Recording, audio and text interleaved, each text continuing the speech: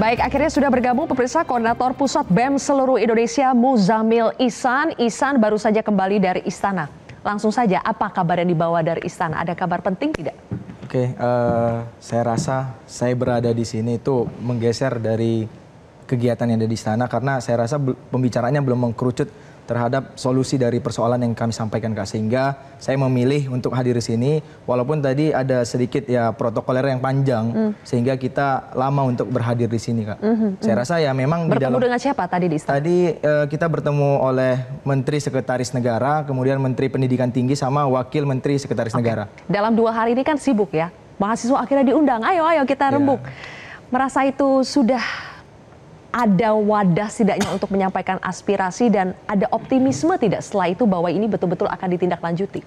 Ya, kalau saya rasa sebenarnya ya respon dari mereka kita apresiasi karena hari ini mereka masih ada yang mendengar kita. Tetapi kita harus tetap mengkawal apa yang menjadi persoalan hari ini, persoalan-persoalan dari masyarakat, dari rakyat, dari mahasiswa. Ini benar-benar menjadi pertimbangan ataupun menjadi pembahasan bagi mereka, bukan menjadi cooling down-nya suasana gitu. Karena kalau ini hanya menjadi cooling down, saya rasa bakal ada gerakan-gerakan selanjutnya yang lebih besar, saya rasa, Kak. Apa jadinya kalau besok kan ada deadline ya, tuntutan 17+8 yang 17-nya itu. Apa yang akan terjadi kalau itu tidak dipenuhi? Ya, saya rasa 17 tuntutan yang deadline-nya adalah besok itu bukan berupa kebijakan tetapi perilaku dari mereka, Kak. Makanya kenapa kita sampaikan kepada media 17 tuntutan itu harus dilakukan secara secepat-cepatnya supaya tidak ada lagi gejolak massa, tidak ada lagi gejolak kemarahan rakyat yang diakumulasikan ke dalam gerakan-gerakan yang besar gitu. Saya rasa memang pemerintah harus membuat langkah-langkah yang konkret langsung untuk supaya tidak ada kemarahan yang besar. Contoh konkretnya apa deh menurut kamu? Ya saya rasa diturutin apa yang 17 yang menjadi tuntutan masyarakat itu diturutin setidaknya gitu. Yang paling urgent?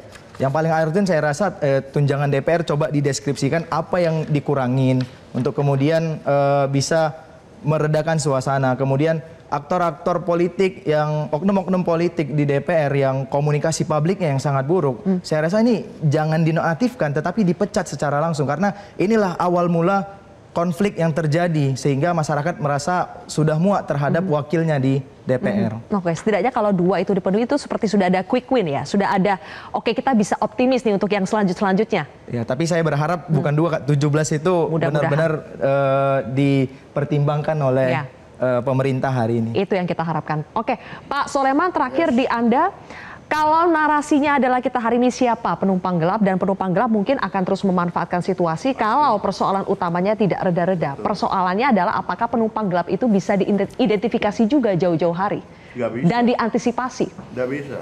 BIN kita tidak bisa mengantisipasi dan mencegahnya. Kalaupun dia tahu, dia tidak bisa menuduh. Karena apa?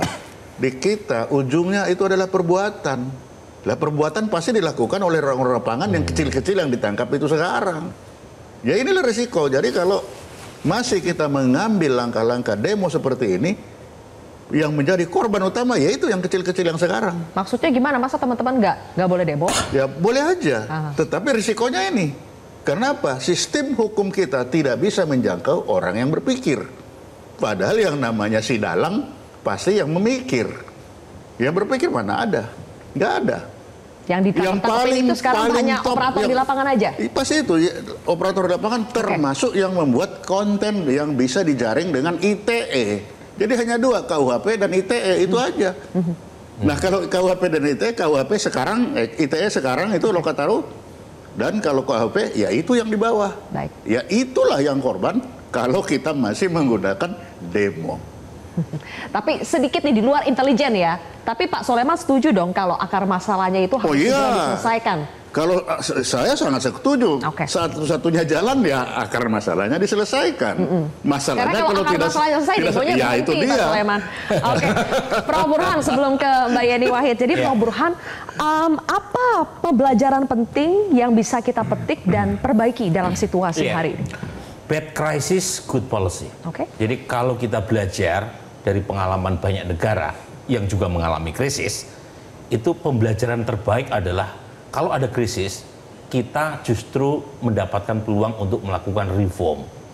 Dan ini sudah ada rencana-rencana ke situ ya, meskipun belum sempurna. 1, RUU perampasan aset, udah sekian tahun terganjal.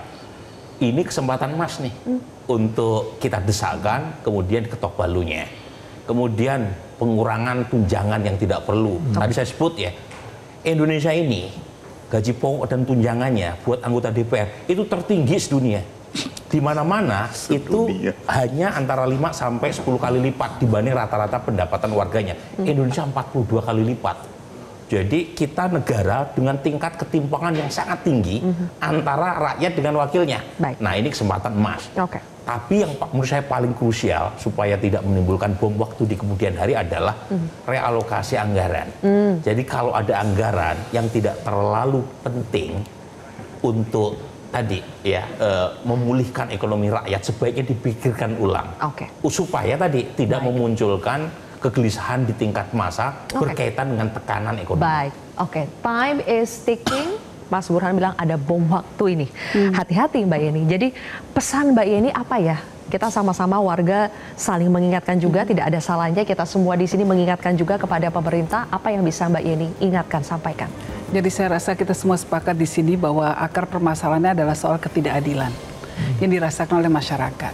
Nah, saya cuma ingin mengingatkan bahwa ketidakadilan ini bukan hanya dirasakan oleh masyarakat, tetapi juga ada aparat-aparat kecil di lapangannya juga merasakan ketidakadilan. Mereka itu berapa sih gajinya? Nggak sampai 3 juta loh yang di lapangan. Tapi mereka harus dibenturkan. Mereka mungkin juga gemes melihat gajinya DPR berpuluh-puluh kali lipat dari gaji mereka. Tapi mereka harus menahan amukan dari para demonstran. Sementara mereka mungkin juga masih harus bertahan untuk mencari penghidupan buat keluarganya, biaya adiknya, dan lain sebagainya. Nah, ini juga jangan dilupakan. Jadi keadilan yang betul-betul itu yang harus diberikan oleh pemerintah. Yang kedua, kita minta agar pemerintah mengganti narasinya agar tidak menuduh masyarakat. Ya. Jangan pakai kata-kata makar, terorisme, hal-hal yang menyudutkan, provokasi dan lain sebagainya. Saya rasa adik-adik kita ini terlalu pintar untuk ditunggangi, ya, bahwa ada penumpang-penumpang gelap dalam aksi massa, biasanya memang selalu terjadi seperti itu. Ya. Dan mereka lebih pintar. Mereka mengisolasi diri, mereka tidak mau lebur ya dalam aksi-aksi penjarahan, ya. Mereka disiplin, mereka fokus pada tuntutannya. Itu kita hormati, kita hargai. Yang paling penting sekarang simbol-simbol yang diminta, gesture, ya, tindakan-tindakan simbolik yang diminta oleh masyarakat, turuti, berikan. Tunjangan bukan cuma tunjangan DPR, DPRD juga, dan pemerintah. Kita melihat bahwa efisiensi juga perlu dilakukan di tubuh pemerintah. Pemerintah ini besar sekali, terlalu gemuk, terlalu banyak tunjangannya, terlalu banyak pejabatnya. Kita ngafalin aja pusing nama-nama pejabatnya, ya, lelah hati kita, capek. Capeknya bukan capek mental, ya, bukan cuma capek fisik mau mikirin, tapi juga capek mental karena memikirkan bahwa pajak kita dipakai untuk membiayai mereka-mereka semua ini. Berapa banyak staf khusus dengan ngoeng-ngoengnya, berapa banyak sekali, terlalu banyak pejabat kita. Sementara rakyat tidak merasa mereka betul-betul diwakili dalam kebijakan yang berpihak. Ya. Kita butuh contoh ya. Baik, terima kasih. Kita butuh keteladanan dan yang terpenting adalah kembali lagi ke sila kelima kita, keadilan sosial. Terima kasih Mbak Yeni, Ihsan, kemudian Prof. Burhan, Bang Yan, dan juga Pak Soleman Ponto sudah bergabung bersama kami. Pemirsa, ya, penumpang gelap memang harus ditangkap, tapi jangan kambing hitamkan mereka yang suarakan keadilan. Pemerintah dan wakil rakyat harus berbenah karena rakyat akan terus menuntut haknya. Saya Zilvia Iskandar pamit undur diri. Terima kasih telah menyaksikan Kontroversi.